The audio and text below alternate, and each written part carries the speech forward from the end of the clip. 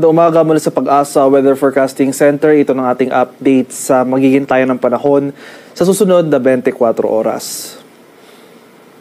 Kanina alas 3 ng madaling araw ay nakapasok na ng Philippine Area of Responsibility itong low pressure area na ating minomonitor. So yung latest location natin as of 3 a.m. today ay nasa layong 695 kilometers silangan ng General Santos City.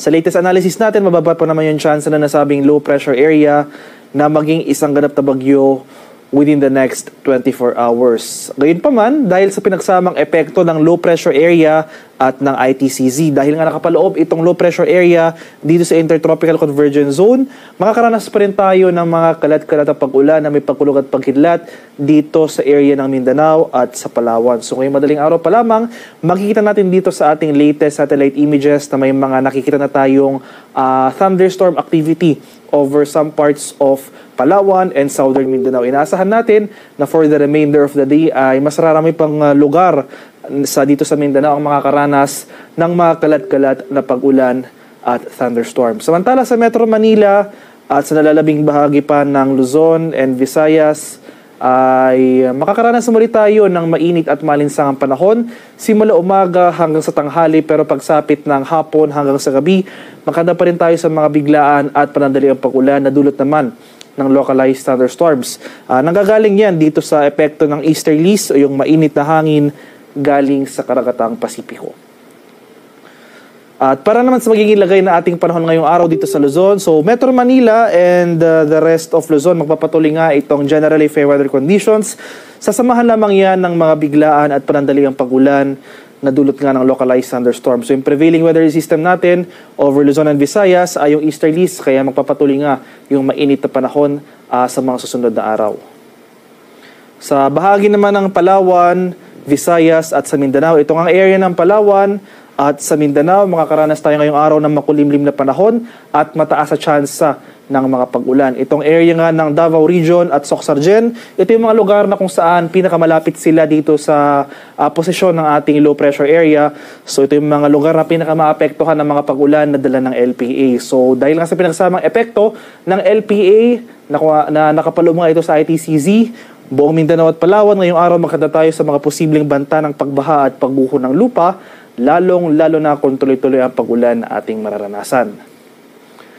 At para naman sa ating heat index forecast ngayong araw for Metro Manila area, reference stations natin ay yung mga stasyon natin dito sa NAIA, Pasay City at sa Quezon City. Posible maglaro ang ating heat index mula 39 to 40 degrees Celsius. Sa buong bansa, highest heat index forecast ay 44 degrees Celsius sa area ng Sangley Point sa May Cavite.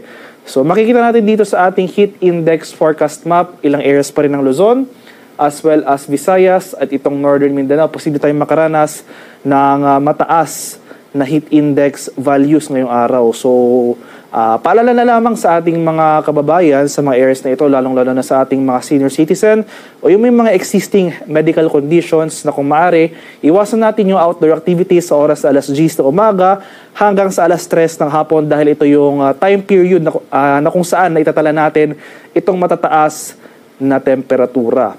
At kung hindi man maiwasan ng outdoor activities, magsuot po tayo ng light-colored clothes, uminom ng maraming tubig, stay hydrated po tayo, at manatili sa well-ventilated areas. At sa kalagayan naman nating karagatan, sa kasalukuyan, wala pa namang nakataas sa gale warnings, anumang baybay na ating kapulaan, and for the next 24 hours, banayad hanggang sa tamtamang pag-alon ang mararanasan sa malaking bahagi ng ating bansa. Para naman sa ating weather outlook sa mga susunod na araw, so ang ating 4-day forecast, so mula Tuesday to Wednesday, April 29 to 30, dahil sa epekto nga ng ITCZ at ng LPA na nakapaloob dito sa ITCZ na at least for the next 24 hours, maliit na pa naman yung chance na maging bagyo ito, pero hindi natin tinatanggal yung posibilidad ng tropical cyclone formation sa mga susunod na araw. Pero gayon pa man, dahil nga sa pinagsamang epekto ng ITCZ at yung sama ng panahon na ito, malaking bahagi para ng Mindanao at Palawan, magpapatuloy itong mga kalat-kalat na pag-ulan at thunderstorms. So especially itong southern portion ng Mindanao, itong areas ng Davao Region, Soxargen, Barm at Zamboanga Peninsula, ito yung mga lugar na pinakamaapektuhan ng weather systems na ito. Maghanda po tayo sa mga flash floods at landslides. Samantala for Metro Manila and most of Luzon and Visayas from Tuesday to Wednesday, magpapatuloy pa rin itong mainit at maalinsangang panahon. Maganda pa rin tayo or magdala pa rin tayo ng payong dahil nandyan pa rin yung mga usual na late afternoon to evening na mga thunderstorms. Pagsapit naman ng Thursday hanggang sa Friday, May 1 to May 2, inasahan naman natin itong areas ng Mimaropa, or mas inaasahan natin sa susunod na araw, no, dahil nga sa hindi natin tinatanggal yung posibilidad nitong low pressure area na maging isang ganap na bagyo or tropical depression in the coming days. At magpapatuloy ngayong general northward or northwestward na paggalaw na nasabing sama ng panahon. Inaasahan natin na mas raraming areas pa ng bansa, mas rarami pang lugar dito sa bansa ang makakaranas ng mga pag-ulan na dala ng sama ng panahon na ito. So ito na ring areas ng Mimaropa, Bicol Region, pati na rin ng Visayas, makakaranas rin tayo ng mataas na tsansa ng pag-ulan. Magpapatuloy mga pag-ulan dito sa area ng Mindanao, dulot naman ng ITCZ. Ang bottom line, maging bagyo man or hindi itong low pressure area na ito, in the coming days, malaking bahagi pa rin ng ating bansa makakaranas ng makulimlim na panahon at mataas na tsansa ng pag-ulan. So itong low pressure area, kahit hindi maging bagyo ito, posible pa ito magdulot ng significant na rainfall or mga pag-ulan, especially sa eastern section ng ating bansa. Itong ang Bicol Region, Eastern Visayas, itong Eastern Mindanao area, so Caraga, Davao Region. In the coming days, maghanda po tayo sa mga banta ng pagbaha at pagguho ng lupa, lalong-lalo na kung tuloy-tuloy yung mga pag-ulan na mararanasan.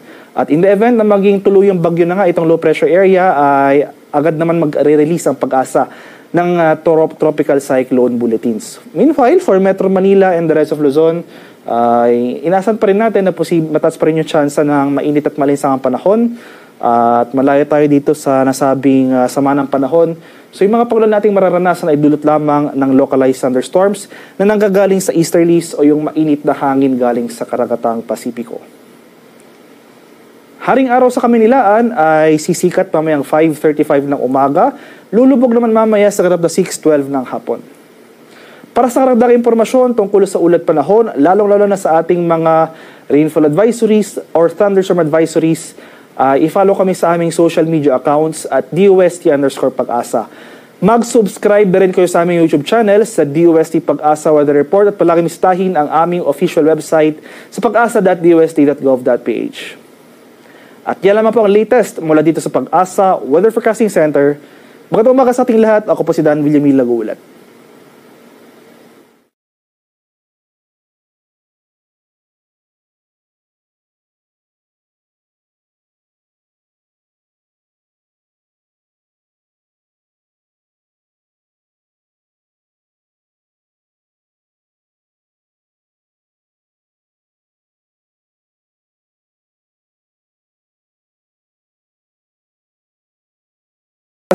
Makakaranas rin tayo ng mataas na tsansa ng pag-ulan. Magpapatuloy mga pag-ulan dito sa area ng Mindanao, dulot naman ng ITCZ. Ang bottom line, maging bagyo man or hindi itong low pressure area na ito, in the coming days, malaking bahagi pa rin ng ating bansa makakaranas ng makulimlim na panahon at mataas na tsansa ng pag-ulan. So itong low pressure area, kahit hindi maging bagyo ito, posible pa ito magdulot ng significant na rainfall or mga pag-ulan, especially sa eastern section ng ating bansa. Itong ang Bicol Region, Eastern Visayas, itong Eastern Mindanao area, so Caraga, Davao Region. In the coming days, maghanda po tayo sa mga banta ng pagbaha at pagguho ng lupa, lalong-lalo na kung tuloy-tuloy yung mga pag-ulan na mararanasan. At in the event na maging tuloy yung bagyo na nga itong low pressure area, ay agad naman mag-release ang Pag-asa ng tropical cyclone bulletins. Meanwhile, for Metro Manila and the rest of Luzon, inasan pa rin natin na mataas pa rin yung tsansa ng mainit at malinsangang panahon at malayo tayo dito sa nasabing sama ng panahon. So yung mga pag-ulan nating mararanasan ay dulot lamang ng localized thunderstorms na nanggagaling sa easterlies o yung mainit na hangin galing sa karagatang Pasipiko. Haring araw sa Kamunilaan ay sisikat mamayang 5:35 ng umaga, lulubog naman mamaya sa ganap na 6:12 ng hapon. Para sa karagdagang impormasyon tungkol sa ulat panahon, lalong-lalo na sa ating mga rainfall advisories or thunderstorm advisories, i-follow kami sa aming social media accounts at DOST_Pag-asa. Mag-subscribe na rin kayo sa aming YouTube channel sa DOST Pag-asa Weather Report at palagi mistahin ang aming official website sa pag-asa.dost.gov.ph. At yan lamang po ang latest mula dito sa Pag-asa Weather Forecasting Center. Magandang umaga sa ating lahat. Ako po si Dan Villamil Lagulat.